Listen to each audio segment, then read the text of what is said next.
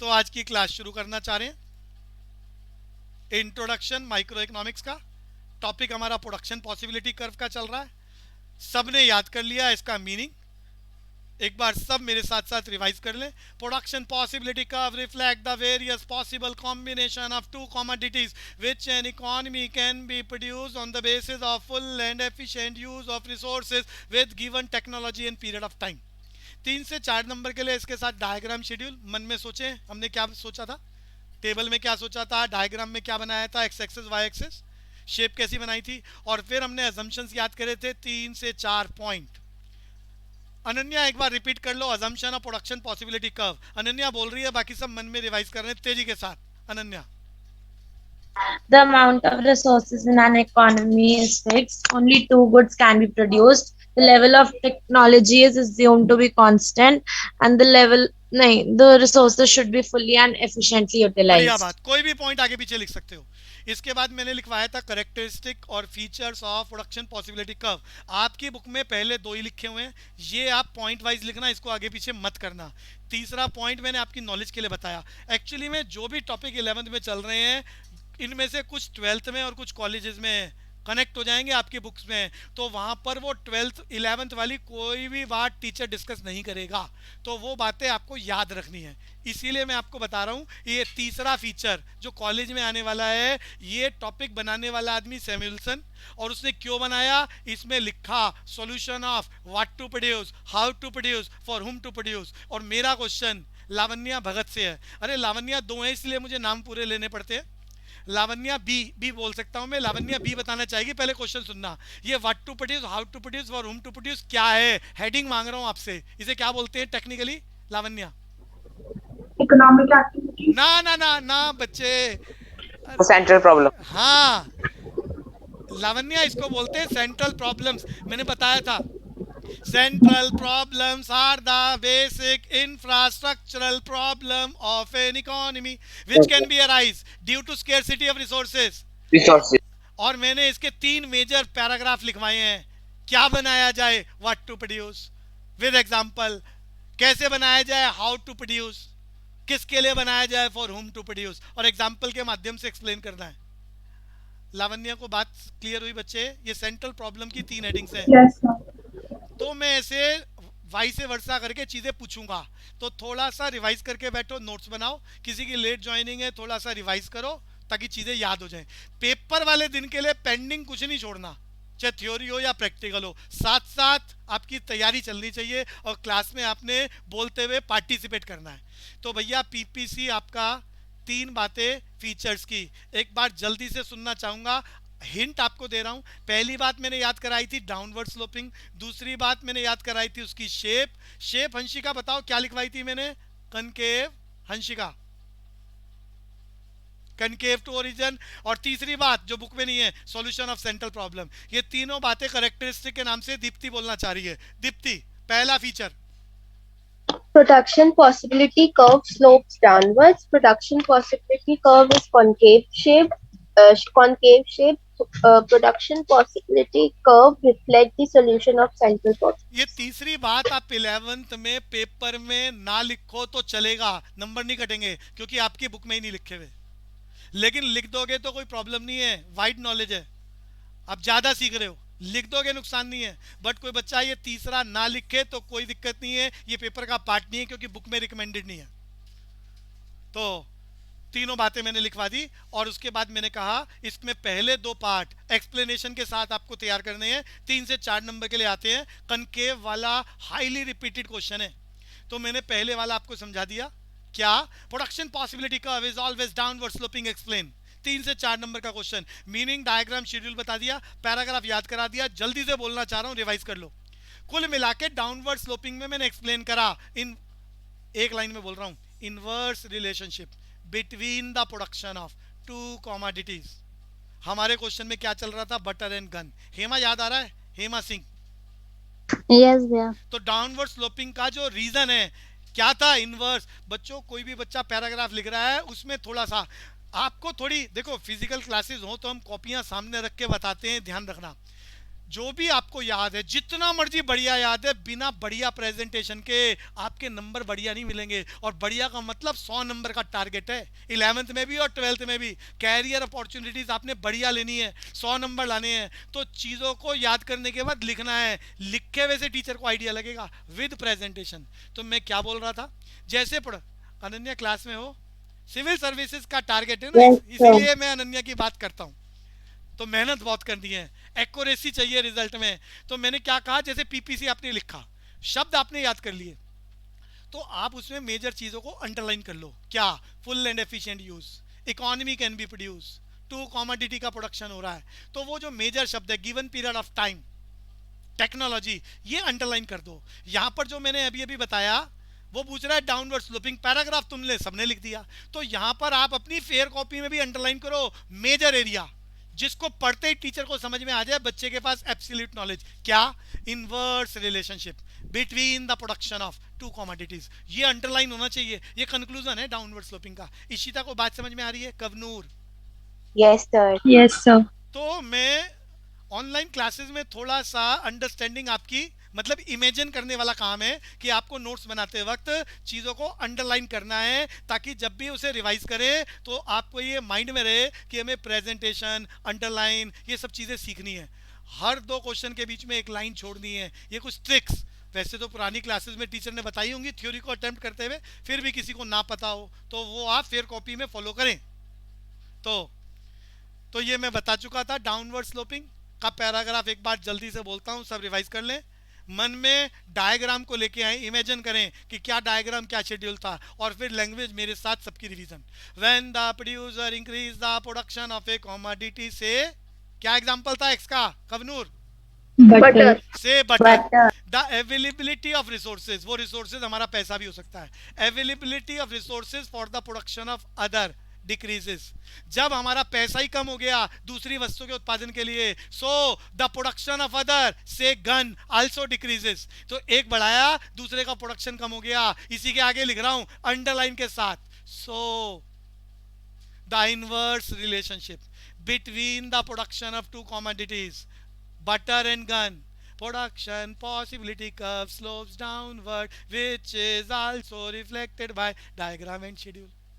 तो ये मैंने प्रेजेंटेशन की बात करी है। नोट्स बनाते रहें, चीज़ों को कैरी करें ध्यान से। एक तो ये देखना है कितने नंबर के क्वेश्चन में कितना लिखना है, उतने ही नोट्स बनाने हैं और उसमें अंडरलाइन करना है। बुक की इस लैंग्वेज को फॉलो करें। अरे कुछ स्कूल वालों को प्रॉब्लम होती है, वो कहते हैं जो बुक हम रिकमेंड कर रहे हैं उसी की लैंग्वेज एज इट इज़ लिखो, तो वो भी ध्यान रखना पड़ेगा आपको। तो भैया मेरा अगला क्वेश्चन था कनकेव टू ओरिजिन एक्सप्लेन। सबको मालूम है हम यहीं पर थे, ये हमने कंक्लूड करा था concave to origin. Concave to origin highly repeated question for 3 to 4 marks in this chapter. इसको सीधा सीधा नहीं कर सकते, इसके लिए मैंने एक नंबर का शब्द याद कराया। कवनूर क्या याद कराया था? Marginal Opportunity cost. का दूसरा नाम कवनूर? Marginal rate of transformation. ये नाम इसीलिए याद करा रहे हैं, सारे नाम वो नाम बदल देता है पेपर में। टीचर एमओसी करा रहे होंगे, पेपर में एमआरटी लिख देंगे, तो याद होना चाहिए, सेम बात है। तो पहले एक नंबर के लिए याद कर लो, या तो मीनिंग मांगेगा या वो एमसीक्यू में 3 ऑप्शन गलत और एक सही फार्मूले के नाम से। तो मैंने याद कराया मार्जिनल अपॉर्चुनिटी कॉस्ट या marginal rate of transformation refers to sacrificing rate of others due to additional unit of a commodity produced by the producer। MOC लिखो तो लैंग्वेज, वैसे तो दोनों की लैंग्वेज में बहुत माइनर सा फर्क है, वो फर्क बताता हूँ, फॉलो करो तो अच्छा रहेगा। एमओसी में यही लिखना जो मैंने बताया, मैं दोबारा बोलूंगा, refers to sacrificing rate of others due to additional unit of a commodity produced by the producer. लेकिन मार्जिनल रेट ऑफ ट्रांसफॉर्मेशन आ जाए तो आप रेशो लगा देना। अनन्या मेरा शब्द समझ में आता है? रेशो शब्द लगा देना। Yes, sir. Ratio of sacrificing units of y with the gaining unit of x. Ananya बात समझ में आ रही है? फार्मूले वाली बात। Yes, sir.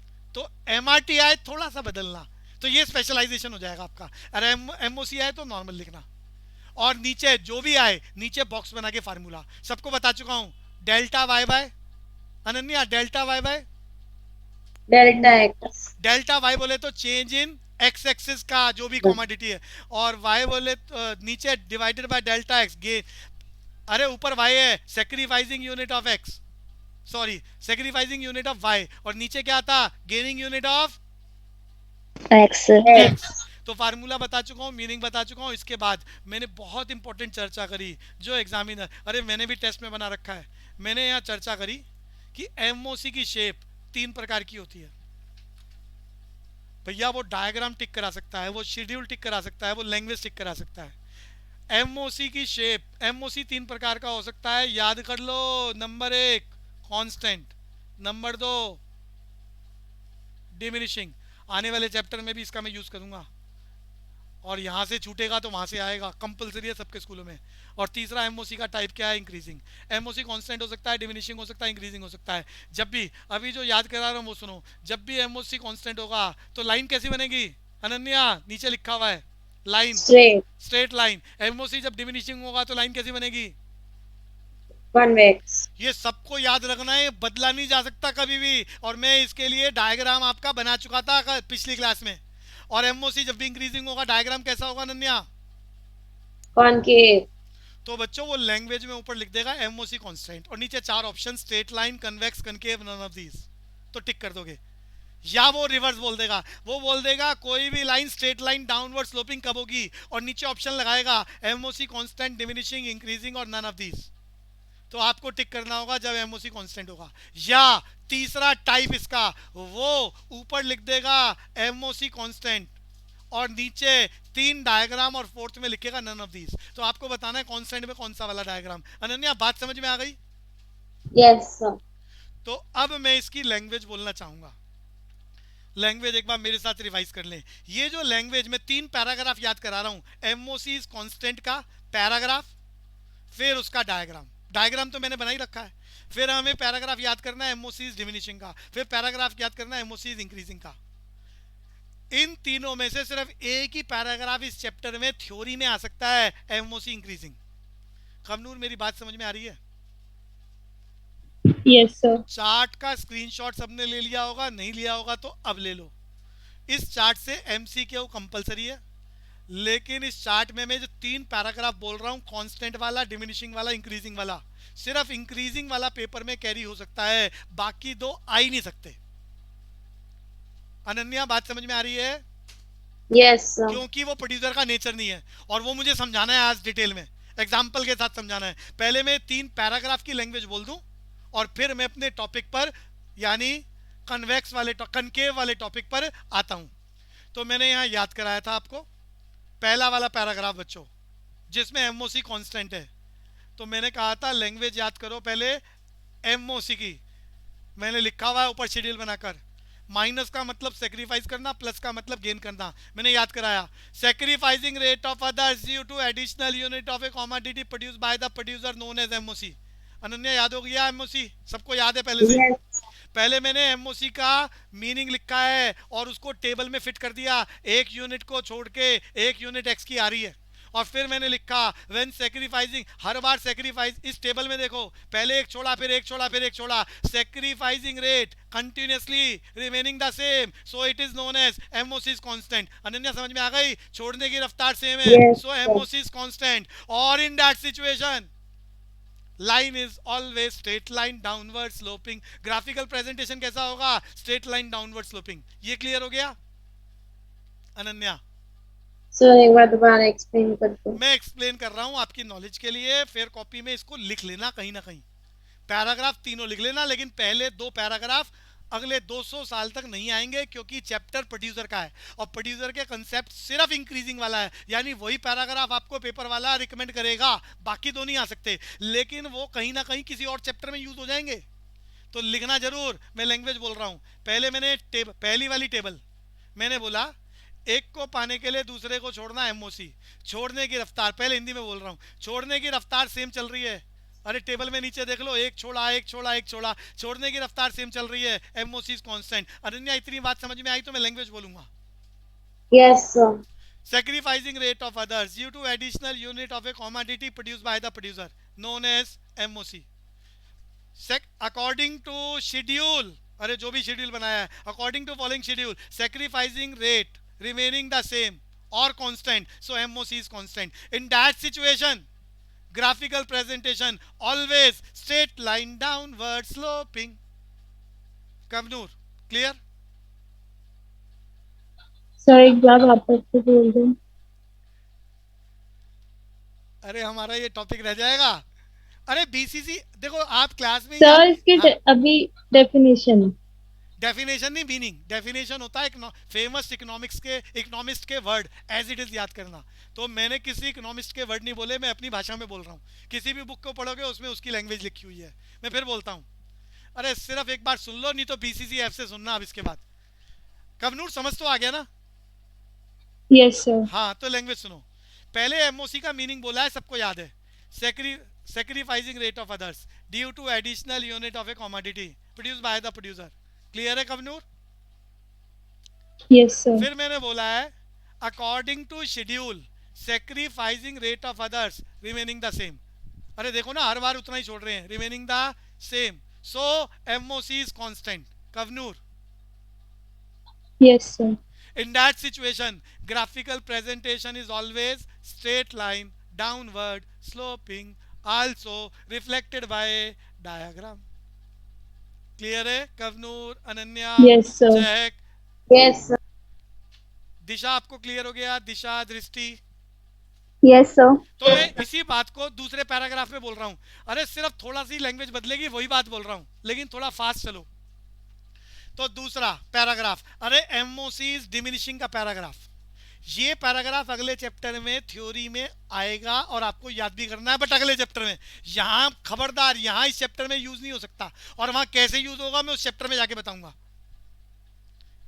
तो सबसे पहले मैंने एमओसी का मीनिंग बताया था, यहाँ चल रहा है। एक को पाने के लिए, अरे एक्स की एक यूनिट को पाने के लिए वाई को छोड़ रहे हो, यही एमओसी है। अब देखो हिंदी बोल रहा हूँ पहले। अरे वाई की, अरे सेक्रीफाइसिंग रेट आप देख के बताओ कवनूर, घट रहा है, बढ़ रहा है, उतना ही है? सर कम हो रहा है। कम हो रहा है, इसीलिए से एमओसी डिमिनिशिंग बोलते हैं। और डिमिनिशिंग की शेप मैंने नीचे लिख दी है, शक्ल आपको नजर आ रही है, इसे कन्वेक्स बोलते हैं, इसे कन्वेक्स बोलते हैं। मैं लैंग्वेज बोल रहा हूँ। sacrificing rate of others due to additional unit of a commodity produced by the producer known as MOC according to schedule, sacrificing rate of others continuously diminishing, so MOC is also diminishing। in that situation graphical presentation क्या होगा? convex to origin। Kavnoor, yes sir. Aryaman, Bhumika, clear हो रहा है बच्चे? पिछली class में करा दिया था, आज तो डिटेल में बार बार बोल रहा हूं ताकि लैंग्वेज याद हो। गर्वित, गर्वित क्लियर? तो आगे चलेंगे। दूसरा पैराग्राफ बोल दिया है, इसी बात को मैं तीसरी बार बोल रहा हूं तीसरे पैराग्राफ में। बस फर्क इतना है, पहले पैराग्राफ में बोल रहा था sacrificing rate of others remaining the same, दूसरे में बोल रहा था sacrificing rate of others continuously diminishing, और तीसरे में बोल रहा हूँ sacrificing rate of others increasing. बस इतना फर्क है, अदरवाइज वो लैंग्वेज सेम है, या फिर ग्राफ की शेप में बदलाव आ रहा है, कन्वेक्स, स्ट्रेट लाइन या कन्वेक्स, अदरवाइज पैराग्राफ वही है। तीसरा और अंतिम पैराग्राफ बोल रहा हूँ, शेड्यूल आपके सामने है, हेडिंग लिखी हुई है एमओसी इंक्रीजिंग, शेप आपकी बनाई जा चुकी है कनकेव, प्रूफ दिखा चुका हूँ पिछली क्लास में। लैंग्वेज बोल रहा हूँ, sacrificing rate of others due to additional unit of a commodity produced by the producer known as marginal opportunity cost according to schedule, sacrificing rate of others continuously increasing। Ananya clear है? continuously increasing, 1 2 3 4। Yes sir. so MOC is also increasing। MOC को MRT भी लिख सकते हैं। MOC या marginal rate of transformation is continuously increasing। in that situation graphical presentation क्या? always shows concave to origin, also reflected by diagram। Ishita clear है बच्चे? Yes, भैया। तो ये मैंने दोबारा डिस्कशन करा है, इनडायरेक्टली 1 मार्कर के लिए एमसीक्यू में पूछेगा। अब मैं इस चैप्टर का सबसे important question, production possibility curve concave to origin होता है, एक्सप्लेन करो। या वो बोलेगा explain the shape of production possibility curve, सिर्फ 3 या 4 नंबर का क्वेश्चन। तो सबको मालूम है आंसर का आइडिया मैंने दे रखा है, बोल रहा हूँ, डमी बना रहा हूँ कैसे लिखने वाले हो आप। पहले पीपीसी का मीनिंग सबको याद हो चुका है, डायग्राम वही बनाना पीपीसी वाला। शेड्यूल बनाते वक्त मैंने कहा था एमओसी, आप एमओसी मार्जिनल अपॉर्चुनिटी कॉस्ट या मार्जिनल रेट ऑफ ट्रांसफॉर्मेशन का आप अलग से कॉलम जोड़ने वाले हो। इसका फार्मूला आपको याद है, लिखना चाहो लिख सकते हो, delta y by delta x. अरे कवनूर ये कैलकुलेशन आ गई समझ में, delta y by delta x Yes, sir. कि पहला वाला जीरो कैसे निकला। अरे जीरो का मतलब नॉट डिफाइन की बात हो रही है। फिर मैंने यहाँ समझाया था एक, फिर ये दो, डिफरेंस लिखता जा रहा हूँ, तीन, फिर ये चार, ये पाँच। अरे बात समझ में आ रही है। सेक्रीफाइसिंग यूनिट, एडिशनल यूनिट, अरे नीचे गेनिंग यूनिट तो हमेशा एक है, तो नीचे डिवीजन में एक है डिनोमिनेटर में, उसे लिखो नहीं लिखो वो तो एक ही बात है। अनन्या क्लियर हो रहा है बच्चे, फार्मूले की कैलकुलेशन Yes, करिए। sir.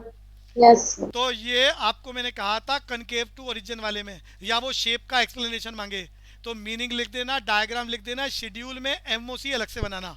और बनाने के बाद बहुत इंपॉर्टेंट बात, बनाने के बाद आप हाईलाइट करना, एमओसी को हाईलाइट करना, ये एमओसी कैसा चल रहा है।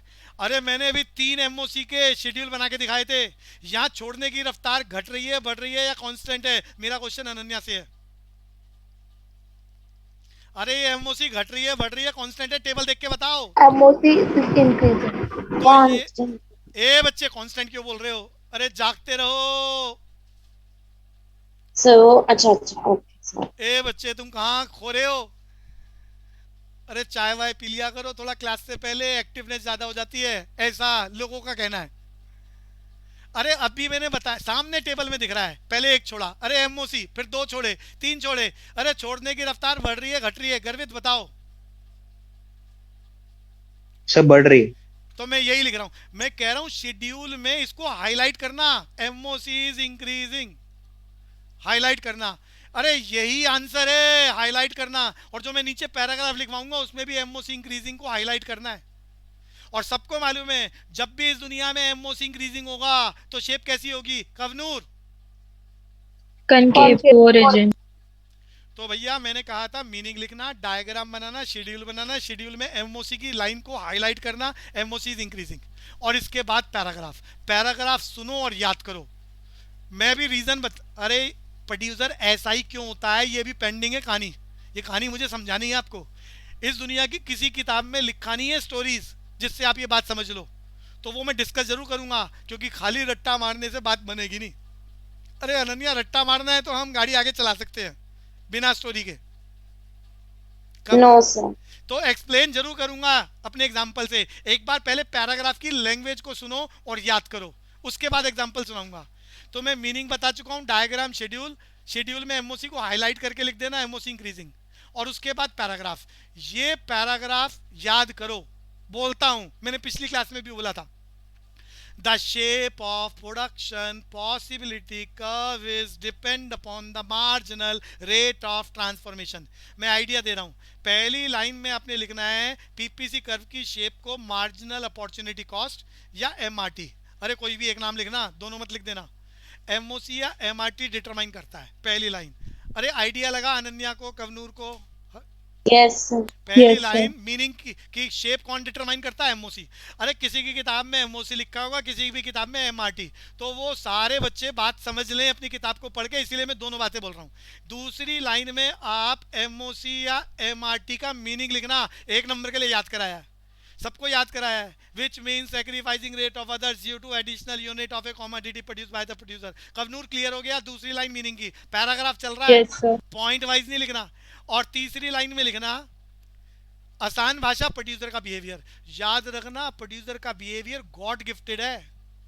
100 साल जिए, 200 साल जिए फैक्ट्री चलाते हुए, जिंदगी में ये नेचर कभी बदली नहीं जा सकती। गॉड गिफ्टेड बोल रहा हूँ, चाहे 100 रुपए का बिजनेस करे, चाहे 100 करोड़ का बिजनेस करे, चाहे इंडिया का बिजनेसमैन हो, चाहे अमेरिका का बिजनेसमैन हो, ये करेक्टर बदलने वाला नहीं है।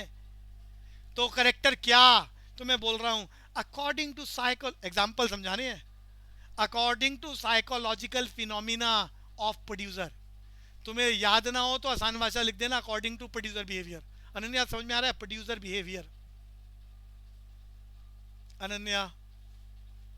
Yes, sir. According to producer behaviour marginal opportunity cost is increasing. ये कुछ और हो नहीं सकता। एक्सप्लेनेशन थोड़ी देर में करूंगा कहानी का. अकॉर्डिंग टू प्रोड्यूसर बिहेवियर और psychological phenomena of producer, MOC is increasing. So slope of production possibility curve is concave to origin, which is also reflected by diagram and schedule. स्वाहा.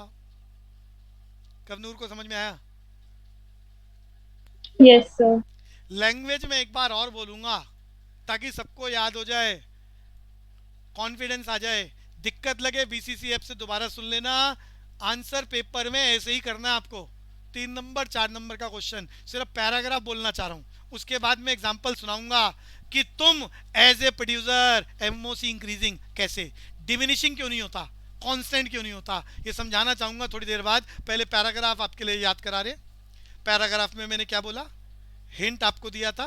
पहली लाइन पैराग्राफ की, the shape of production possibility curve depend upon the marginal opportunity cost, which means sacrificing rate of others due to additional unit of a commodity produced by the producer. तीसरी line में producer behaviour की बात करी है मैंने. According to producer behaviour या psychological phenomena of producer, marginal opportunity cost is increasing. So अरे MOC increasing को अंडरलाइन कर देना पैराग्राफ में. सो production possibility curve is concave to origin, which is also reflected by diagram and schedule. पूरी class में जिस बच्चे को याद हुआ है रेज योर हैंड. अरे वाह, अरे बहुत सारे बच्चे बोल रहे हैं भैया, क्या तैयारी है. दीप्ति आनंद बोले, बहुत सारे बच्चों ने याद कर लिया है. दीप्ति आनंद पैराग्राफ एक बार रिवाइज कर ले सारे बच्चे. दीप्ति बोल रही है 60. The shape of production possibility curve is dependent on MOC, which is the sacrificing rate of others (bracket में gun) due to additional unit of a commodity produced by the producer. According to the psychological phenomena of producer, MOC is increasing, so the slope of production possibility curve is concave to origin, which is also reflected by the diagram and schedule. किसी को भी doubt है तो बोले. मैं example लेके इस question को खत्म कर रहा हूं. चेक को क्लियर है? Hema,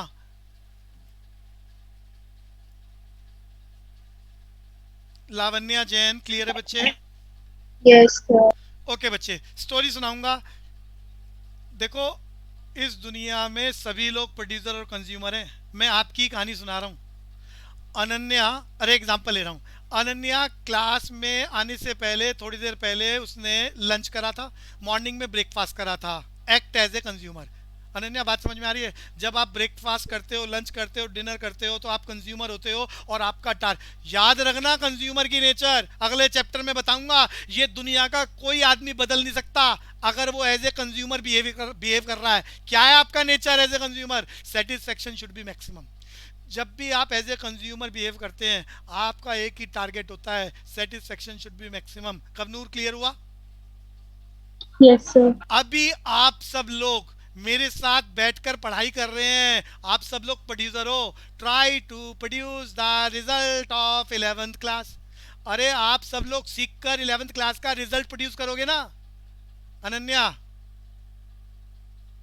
Yes, sir. तो अभी आप प्रोड्यूसर हो, और अभी आप प्रोड्यूसर हो, कंज्यूमर नहीं हो. खबरदार, आपका टारगेट बदल चुका है. जब आप कंज्यूमर होते हो तो सेटिस्फेक्शन शुड बी मैक्सिमम. जब आप प्रोड्यूसर होते हो तो रिवार्ड यानी प्रॉफिट. अरे बिजनेसमैन का टारगेट क्या होता है? Profit should be maximum.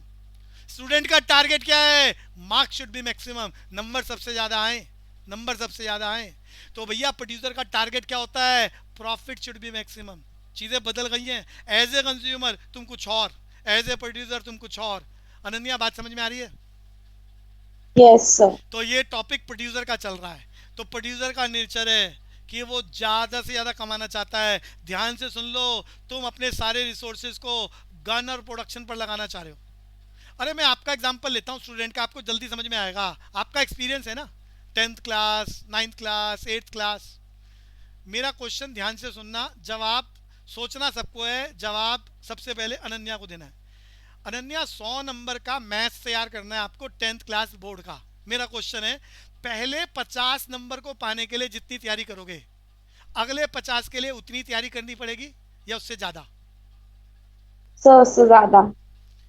जो अनन्या ने बोला है इस बात से कोई एग्री ना करता हो सिर्फ वो बच्चा बोलो। लीना, मेरी बात समझ में आई जो इसने बोला है?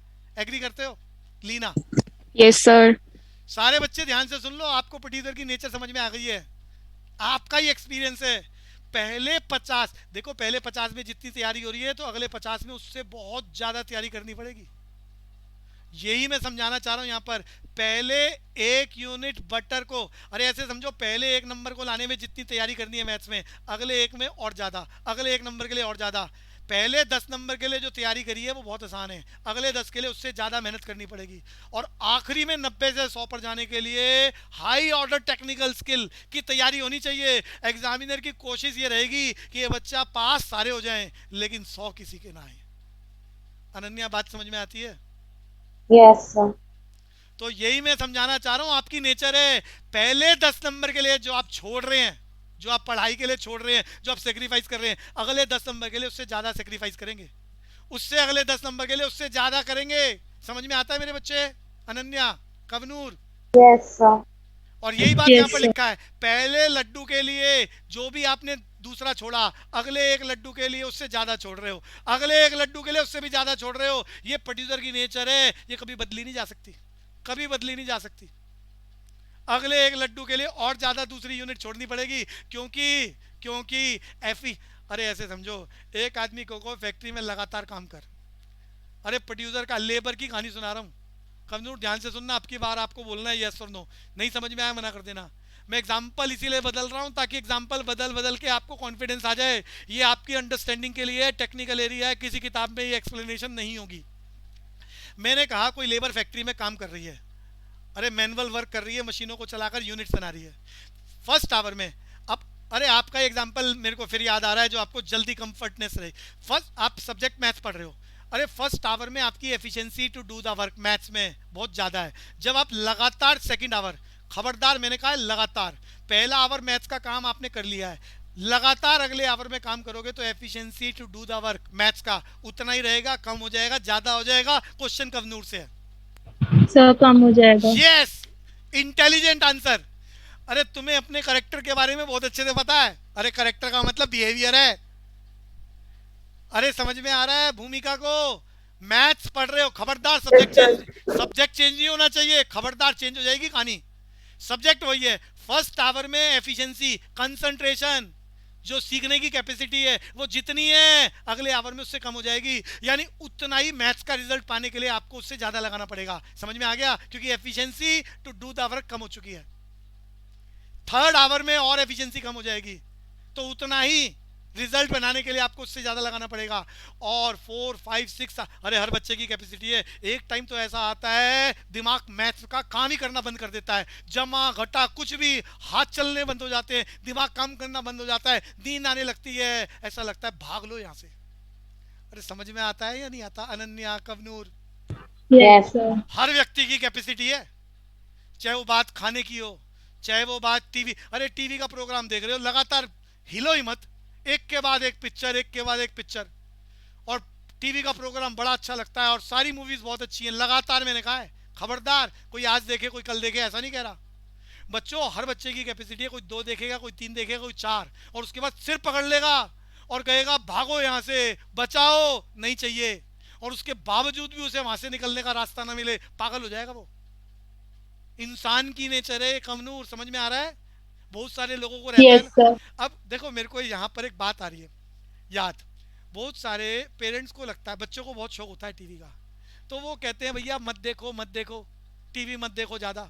मैं कहता हूँ उन्हें एक बारी बिठाई दो 10, 12, 15 घंटे के लिए, और हिलने मत दो, वो पक जाएगा, वो कहेगा मुझे बस जान छुड़ाओ इस टीवी से, फिर भी और 1 घंटा बिठाओ, वो जिंदगी में कभी टीवी ना देखे। तरीके हैं। कवनूर, अनन्या, बात समझ में आ रही है? Yes yes sir. तो मैं वापस आ रहा हूँ जी, तो मेरी बात सबको समझ में आ गई होगी। एज ए प्रोड्यूसर नेचर क्या होती है, एमओसी इज इंक्रीजिंग, ये बदला नहीं जा सकता। अगर आपका सब्जेक्ट सेम है तो अगले आवर में एफिशिएंसी कम हो जाती है, उतना ही पाने के लिए ज़्यादा लगाना पड़ेगा, उतनी नॉलेज को गेन करने के लिए ज़्यादा लगाना पड़ेगा, यही तो है एमओसी इंक्रीजिंग। इशिता, क्लियर हो गया? Kavanur, Lavanya, Yes, sir. Lavanya yes भी, सर। लावण्या भी स्टोरी क्लियर हो गई? Yes, sir. तो बस मेरा क्वेश्चन ये पैकअप हो चुका है। मैं एक बार लैंग्वेज बोल के टेस्ट पर चलूंगा जल्दी से। आइडिया मैं दे चुका हूँ, क्वेश्चन एक बार खत्म कर रहा हूँ, लैंग्वेज दोबारा बोलूंगा, सब एक बार रिवाइज कर लें। Concave to origin, very important question. Meaning पहले पीपीसी का मीनिंग, डायग्राम, शेड्यूल और फिर पैराग्राफ।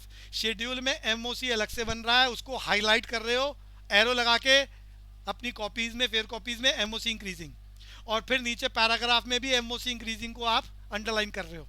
और मैंने लैंग्वेज बताई थी, shape of production possibility curve depend upon the marginal opportunity cost, उसमें मीनिंग लिखो। MOC means sacrificing rate of others due to additional unit of a commodity produced by the producer according to producer behavior.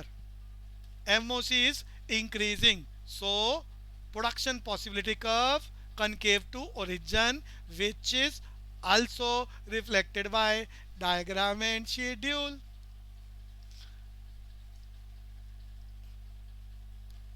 बच्चों एक question और हमारा खत्म करना चाहेंगे test पर जाने से पहले। ये आपकी नॉलेज के लिए करा रहा हूं मैं, जिसका यूज आप कॉलेज में कंपलसरी करोगे। ये तीसरा फीचर है जो पेपर वाला कभी नहीं पूछेगा किसी स्कूल में। तीसरा फीचर याद कराया था क्या? Solution of central problem.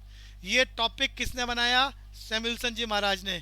क्यों बनाया? इसमें 3 चीजों का सॉल्यूशन रखा उसने अपने एग्जांपल से। Solution of what to produce, solution of how to produce, solution of for whom to produce. और ये तीनों बातें मैं जो बोल रहा हूँ ये क्या है? Central problems. हर देश की समस्या, हर घर की समस्या, हर व्यक्ति की समस्या।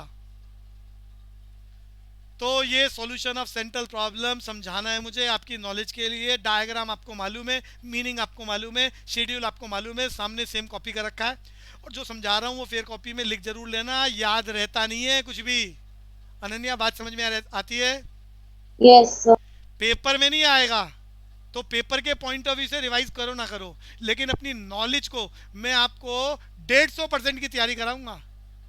अरे याद रखना, आप 90 की तैयारी करते हो स्कूल में 70 आते हैं, 100 की तैयारी करते हो 90 आते हैं, तो मैं 150% की तैयारी कराऊंगा इस उम्मीद के साथ कम से कम 100 तो ले आना।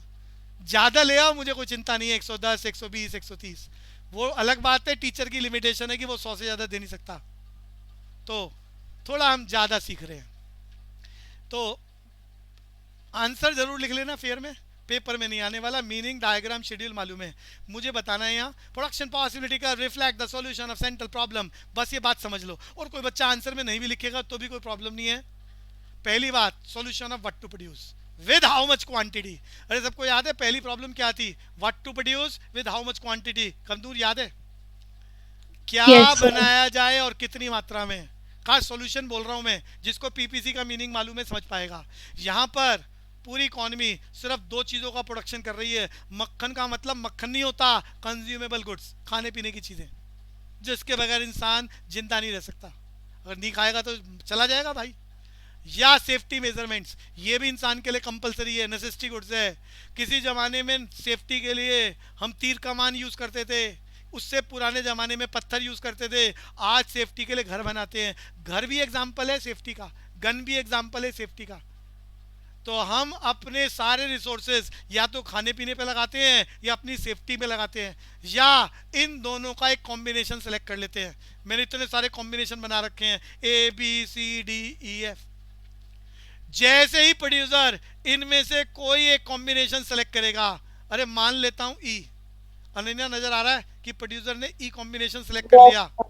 मैंने यहाँ मान लिया, अरे आपने याद करा इकोनॉमी कैन बी प्रोड्यूस, अरे 2 कॉमोडिटीज का प्रोडक्शन हो रहा है इतने सारे पॉसिबल कॉम्बिनेशन में से। जैसे ही अरे इन सब में से सिलेक्शन, अरे बाजार में 100 रुपया लेके जाते हो, 2 चीज़ें खरीदनी है, एक कॉम्बिनेशन सेलेक्ट करते ही खत्म हो गया, सॉल्यूशन आ गया। What to produce with how much quantity. अरे क्या बना रहे हो? Gun and butter with how much quantity. Quantity भी लिखी गई है 1 अरे ई पॉइंट देखो जरा, 4 unit of butter and 5 unit of gun का प्रोडक्शन करोगे। अनन्या क्लियर हो गया? Solution of what to produce with how much quantity. Kavanur clear है? Yes, sir. सिर्फ आपकी नॉलेज के लिए खेल चल रहा है ये। Solution of what to produce with how much quantity.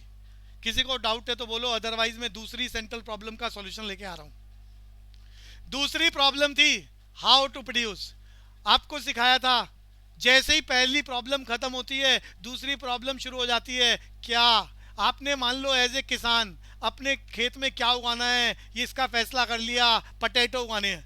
जैसे ही फैसला करा दूसरी प्रॉब्लम स्टार्ट हो जाती है। Lot of methods to produce the potato, for example labour intensive technique in which more and more labour utilise in the process of production. Second, capital intensive technique in which more and more capital utilized in the process of production. Which method, either the labor intensive technique or capital intensive technique, most suitable during the process of production? Kind of problem known as how to produce. कौन से method से बनाओगे ये आपकी दूसरी problem है। मैं इसका सॉल्यूशन बोल रहा हूं according to professor Samuelson in their production possibility curve. ध्यान से सुनना, टेक्निकल बात है, अंडरस्टैंड नहीं हुई तो मतलब गया। अंडरस्टैंड, मेरी बात समझ में आएगी तभी आप उसको क्लियर कर पाओगे एग्जाम्पल के माध्यम से। अनन्या को थोड़ी देर के लिए किसान मान रहे हैं। अनन्या फार्मर अज्यूम करो अपने आप को, पोटैटो आपने प्रोड्यूस करने हैं, पोटैटो प्रोड्यूस करने हैं। अब आप बताओ, एक तो मेथड है लेबर इंटेंसिव टेक्निक, एक है कैपिटल इंटेंसिव टेक्निक, दोनों आपको मालूम है।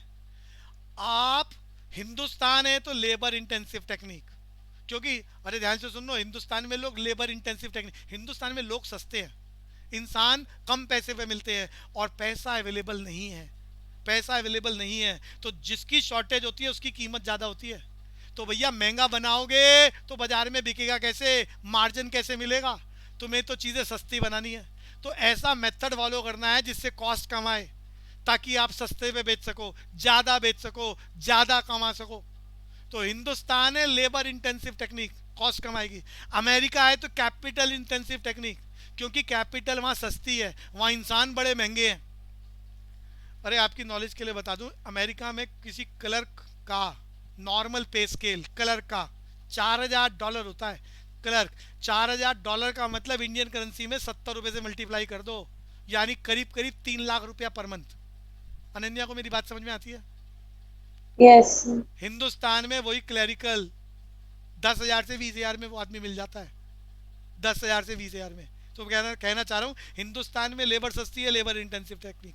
अमेरिका में पैसा ज़रूरत से ज़्यादा है, सस्ता है, तो वो कैपिटल इंटेंसिव टेक्निक, क्योंकि जितना सस्ता बनाएंगे उतना ज़्यादा बिकेगा, मार्जिन ज़्यादा आएगा, प्रॉफिट मैक्सिमाइज होगा, प्रोड्यूसर का टारगेट है। अनन्या को बात समझ में आती है? Yes, sir. मेथड का नाम क्या है? इमैटेरियल। मेथड के नाम पर मत जाना, आप ये सोच के डिसाइड कर रहे हैं कि आप full and efficient utilisation of resources Hindustan में है तो full and efficient labour intensive technique से होगा। कैपिटल तो है ही नहीं ना, इसीलिए महंगी है, मुश्किल से मिलेगी। गांव में बैंक सब जगह पहुंचे ही नहीं है, ब्रांचेस नहीं है, कंफर्टेबल नहीं है पैसा लेना, लेबर आसानी से मिल जाती है, बहुत सस्ते दामों पर मिल जाती है। अनन्या बात समझ में आ रही है?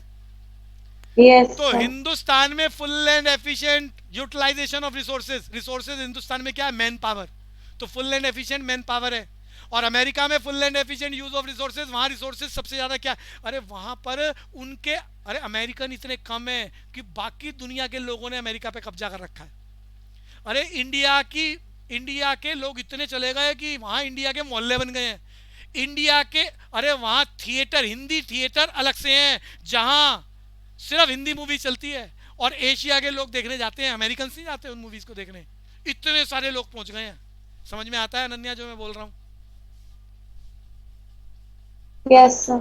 तो मेरा कहने का मतलब है वहां पर इंसान कम है, बाकी लोगों ने कब्जा करा है वहां जाके, और वो हर साल बाकी बाहर के मुल्कों को के लोगों को बुला रहे हैं, लेकिन वहाँ पैसा बहुत ज़्यादा है, अर्निंग कैपेसिटी बहुत ज़्यादा है। तो कुल मिला के मेथड का नाम क्या है ये डिसाइड हो रहा है full and efficient utilisation of resources. Hindustan में full and efficient utilization labour intensive technique से हो रहा है, अमेरिका में full and efficient utilization capital intensive से हो रहा है। बात समझ में आ रही है अनन्या, कवनूर, निताली? Yes, sir. निताली को Yes, समझ में sir. आया? तो यहाँ पर सैमुअल्सन जी महाराज बोल रहे हैं, आप जब भी प्रोडक्शन करोगे दो कमोडिटी का तो आप इस ब्लू लाइन पर रहोगे। ब्लू लाइन जो पीपीसी कर्व की बनाई है, इसका मतलब है ये किसको रिफ्लेक्ट कर रहा है? Full and efficient use of. Assumption है कि आप प्रोडक्शन पॉसिबिलिटी कर्व के इतने सारे कॉम्बिनेशन बना रहे हो, सब पे full and efficient utilisation of resources है। तो आपने जैसे ई पॉइंट का सिलेक्शन करा, बात खत्म हो गई। अगर आप अमेरिका में हो तो फुल एंड एफिशिएंट सिर्फ कैपिटल इंटेंसिव टेक्निक है, और अगर आप इंडिया में हो और आपने ई कॉम्बिनेशन सेलेक्ट करा है तो फुल एंड एफिशिएंट सिर्फ लेबर इंटेंसिव टेक्निक है। तो जैसे ही ई कॉम्बिनेशन का सेलेक्ट कर रहे हो which is based on full and efficient use of resources, बात खत्म। इंडिया के according labour intensive technique, America के अकॉर्डिंग कैपिटल इंटेंसिव टेक्निक, फैसला हो गया। हाउ टू प्रोड्यूस, मेथड वो फॉलो करोगे जिससे रिसोर्सेज का बेस्ट यूटिलाइजेशन है जो आपके पास है। भूमिका बात समझ में आ गई? How to produce. तीसरी और अंतिम बात, for whom to produce. For whom to produce, किसके लिए बना रहे हो? अरे आपने ई कॉम्बिनेशन सेलेक्ट करा है, एक बार देख लो यहाँ ई कॉम्बिनेशन। ई कॉम्बिनेशन आपने सेलेक्ट करा है, जैसे ही ई कॉम्बिनेशन सेलेक्ट हुआ तो आपने क्या देखा, आपने यहाँ, अरे सब परसेंटेज में बताओ मुझे, परसेंटेज में अंदाजा मैं यहाँ लिख दूँ 80% आपने बनाई अरे बटर बनाया 80%, मैंने अज्यूम करा है 80% का मतलब कंज्यूमेबल गुड्स 80% बना रहे हो, और 20% आप सेफ्टी मेजरमेंट के लिए गन बना रहे हो। अनन्या बात समझ में आ रही है? 80% खाने पीने की चीज़ें बनाई है और 20% आपने हथियार बनाए हैं। भैया हथियार कौन यूज़ करता है? या तो अपने देश की आर्मी यूज़ करेगी, या अपने देश की लोकल पुलिस यूज़ करेगी, या आप उसे मिलिटेंट्स को बेचोगे। लेकिन अगर देश में 80% चीज़ें कंज्यूमेबल गुड्स की बन रही है तो गुड्स किसके लिए बना रहे हो? कंज्यूमर्स के लिए। अरे 80% पूरे देश के रिसोर्सेज मक्खन में लगा दिए हैं, तो भैया किसको बेचोगे? कंज्यूमर को बेचोगे। और अगर यहाँ पर कॉम्बिनेशन बी सेलेक्ट कर लो आप, तो 80% रिसोर्सेज आपने वॉर वेपन्स में लगा दिए, तो इसका मतलब भैया वर्ल्ड वार की तैयारी चल रही है आपकी, वर्ल्ड वार की तैयारी हो रही है, हथियार बनाए जा रहे हैं। कल को खून बहेगा या तो अपने देश वालों का या देश के बाहर वालों का। अरे किसी के ऊपर तो बंदूकें चलेंगी। अनन्या को बात समझ में आ रही है? अगर बी कॉम्बिनेशन सेलेक्ट हो गया तो फैसला हो गया, goods produce for the safety measurements. Society में वॉर वेपन्स बनाए जा रहे हैं, और किसको बेचोगे? या तो मिलिटेंट्स को बेचोगे, या अपनी सरकारों को बेचोगे, या दूसरे देश की गवर्नमेंट को बेचोगे। और अगर कंज्यूमेबल गुड्स बनेंगे तो सिर्फ कंज्यूमर को बेचोगे।